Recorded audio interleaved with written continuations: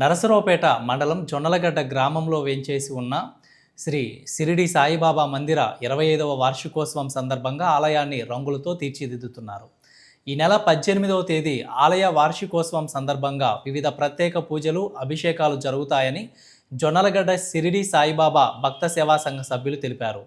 ఈ కార్యక్రమానికి పట్టణ, గ్రామ ప్రజలు పాల్గొని స్వామివారిని దర్శించుకుని తీర్థప్రసాదాలు స్వీకరించవలసిందిగా కోరుచున్నామన్నారు.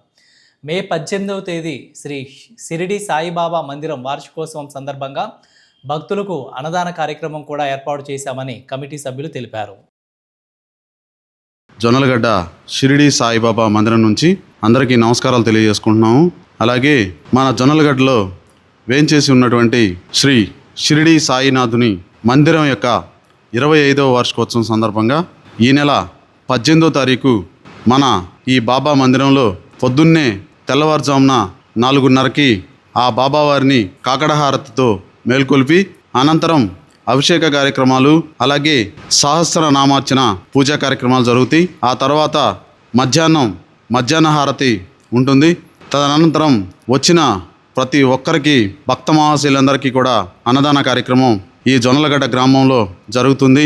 అలాగే 25 సంవత్సరాల నుంచి కూడా ప్రతి సంవత్సరం మే 18వ తారీఖునే మనం ఈ అన్నదాన కార్యక్రమాలు కానీ, ఈ పూజా కార్యక్రమాలు కానీ అన్నదాతల సహాయ సహకారాలతోటే మనం నిర్విరామంగా ఈ అన్నదాన కార్యక్రమాలు చేసుకుంటూ రావడం జరుగుతుంది.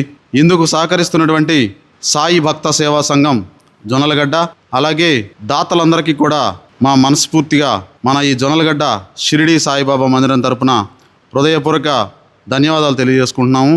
అలాగే ఈ సంవత్సరం మన ఈ షిరిడి సాయిబాబా మందిరాన్ని కొత్తగా రెనోవేషన్ కూడా చేయడం జరిగింది.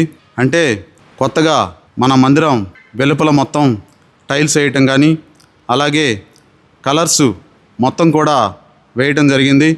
ఈ టైల్స్కి కూడా దాతలు ఎంతో సహకరించి ముందుకొచ్చి టైల్స్ మేము ఇస్తామండి, సిమెంట్ కట్టలు మేము ఇస్తామండి, ఇసుక మేము ఇస్తామండి అని భక్తులు, దాతలు కూడా ముందుకొచ్చి ఈ కార్యక్రమంలో పాల్గొని మన ఈ షిరిడి సాయి నాథుని టెంపుల్ మందిరాన్ని రీమోడల్ చేయడానికి ఎంతో సహకరించారు.